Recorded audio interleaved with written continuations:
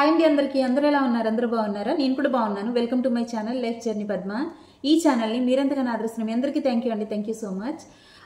ఈరోజు నేను అరబీ వాళ్ళకి ఇష్టమైనటువంటి సోర్బా అనమాట. అంటే ఇవి ఒక్కటనే కాదు, ఇంకా సోర్బా అంటే వాళ్ళకి కామన్గా ఉండాలన్నమాట.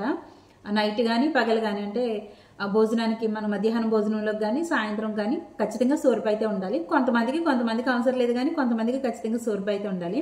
సో మనం వీళ్ళ కోసం అని చెప్పేసి రకరకాల సూప్లు అయితే చేయాలి. సూప్ అంటే సోర్బా అండి, సోర్బాలు అయితే చేయాలి.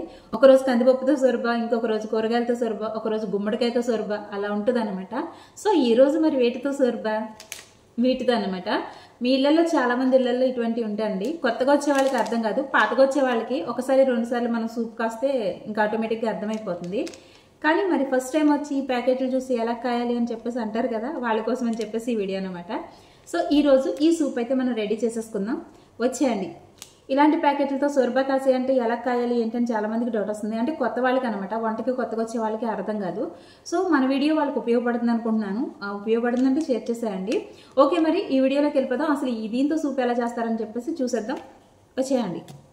దీనికి కావాల్సిన ఇంగ్రీడియంట్స్ అండి, ఇదిగో ఈ ప్యాకెట్ తోటి, ఆ తర్వాత ఓట్స్ అనమాట. దీన్ని సోఫాన్ అంటారు ఇక్కడ.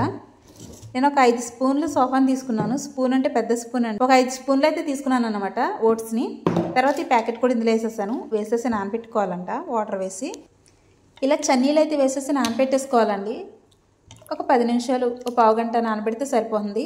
దీనికోసం అని చెప్పేసి మసాలాలు ఇవన్నీ వేయనండి, ఏం కావాలో అవే వేద్దాం. సరేనా? వచ్చేయండి. ఒక చిన్నులపైన ఇలా చిన్నగా అయితే కట్ చేసుకోవాలండి. ఒక పెద్ద టమాటాని ఇలా కట్ చేసేసుకోవాలి. 3 పచ్చిమిర్చి అయితే తీసుకున్నాను. ఇప్పుడు ఒక జిదిరి తీసుకుని, దీన్ని జిద్దిరి అంటారండి, జిద్రి అంటారనమాట. దీన్ని తీసుకుని కాస్త ఆయిల్ వేసి, ఆయిల్ కాస్త తక్కువగా అయితే వేసుకోవాలండి. ఇప్పుడు ఆయిల్ హీట్ అయిన తర్వాత ఉల్లిపాయలు కాస్త మగ్గిన తర్వాత మనం కట్ చేసుకున్న టమాటాలు కూడా వేసేయాలండి. టమాటాలు వేయడం చూపించలేదంటే అక్క అంటారేమో. అంతేనండి, అప్పుడప్పుడు అలా జరిగిపోతాయి అన్నమాట. నేను వేరే ఏదో పని చేయడానికి అలా వెళ్ళాను, ఈ లోపల ఉల్లిపాయలు అయితే మగ్గిపోయినవి. ఇంకా మళ్ళీ ఫోన్ ఆన్ చేసేటప్పటికి ఇంకా మాడిపోతాయేమని చెప్పేసి టమాటాలు అయితే వేసేసాను. వేసి మళ్ళీ ఫోన్ ఇచ్చుకున్నాను అన్నమాట.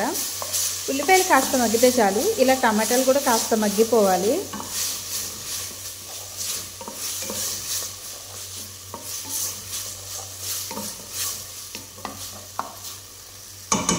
మామూలుగా అయితే మా వాళ్ళకి చికెన్ ఉండాలి. ఫస్ట్ టైం అన్నమాట, చికెన్ లేకుండా చేస్తున్నాను. ఏమంటారేంటో చూద్దాం. మిరియాల పొడి 1/2 టేబుల్ స్పూన్కి తక్కువ అన్నమాట. జీలకర్ర పొడి 1/2 టేబుల్ స్పూను. ధనియాల పొడి 1/2 టేబుల్ స్పూను. సాల్ట్ కొంచెంగా వేస్తున్నానండి, ఎందుకంటే మాజీలో ఉంటుంది అన్నమాట సాల్ట్, అందుకని చెప్పేసి తక్కువగా వేసాను. పసుపు 1/2 టేబుల్ స్పూన్. ఇవన్నీ వేసేసి మనం పక్కన పెట్టుకున్న పచ్చిమిరకాయలు కూడా వేసేసి ఇందులోకి వేడివేడి నీళ్ళు అయితే వేసేయండి.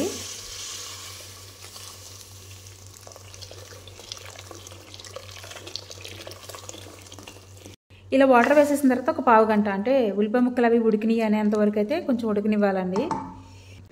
ఇది మనకి ఇలా పావు గంట ఉడికిన తర్వాత ఇలా నానబెట్టుకున్న ఓట్స్ ఉన్నాయి కదండి, అవి అయితే వేసేసుకోవాలి. ఇలా ఓట్స్ వేసేసిన తర్వాత మూత పెట్టకండి, మూత పెడితే పొంగిపోతాయి అన్నమాట. అందుకని చెప్పేసి మూత కొంచెం లైట్గా ఓపెన్గా ఉంచి, ఇలా ఓట్స్ వేసిన తర్వాత మూత అయితే ఇలా పూర్తిగా పెట్టకండి. ఇలా పూర్తిగా పెడితే పొంగిపోతుంది అనమాట. అందుకని చెప్పేసి ఇలా కొంచెం గ్యాప్లో అలా గ్యాప్ ఉండేలా చూసుకోండి. ఇలా మనకి సోర్బా ఉడుకుతుండగా, అంటే ఆల్మోస్ట్ అయిపోయింది అనిపించుకుని, చూసారా అయిపోయిందన్నమాట. అంటే మనకి ఆ సోఫాను కనిపించట్లేదు, సేమియాలు కూడా ఉడికిపోయాయి కదా. ఇప్పుడు ఇందులో ఒక 2 టేబుల్ స్పూన్ల నిమ్మకాయ రసం అయితే వేసేయండి. ఒకవేళ మీ ఇంట్లో నిమ్మప్పు ఉంటే కనుక 2 చిటికెళ్ళు అయితే వేసేయండి, టేస్ట్ బాగుంటుంది. అది లేకపోతే నిమ్మరసం అయితే వేసేయండి.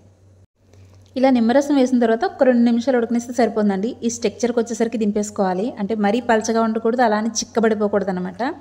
ఇలా ఉండగా సర్వ్ చేసుకుంటే సరిపోతుంది. వేడివేడి సోర్బా అయితే రెడీ అయిపోయింది. మనం ఎందులో సర్వ్ చేసుకుంటున్నామో అందులో అయితే వేసేసుకోవాలి. దీన్ని మఫ్తగియా అంటారు, లేదా ఆఫ్గా అంటారండి. దీన్ని జిదర్ అంటే దీన్ని మఫ్తగియా అంటారు. మఫ్తగియా లేదంటే ఆఫ్గా అంటారు అనమాట. ఫైనలీ ఈ ప్యాకెట్తో సోర్బా అయితే కాసేస్తానండి.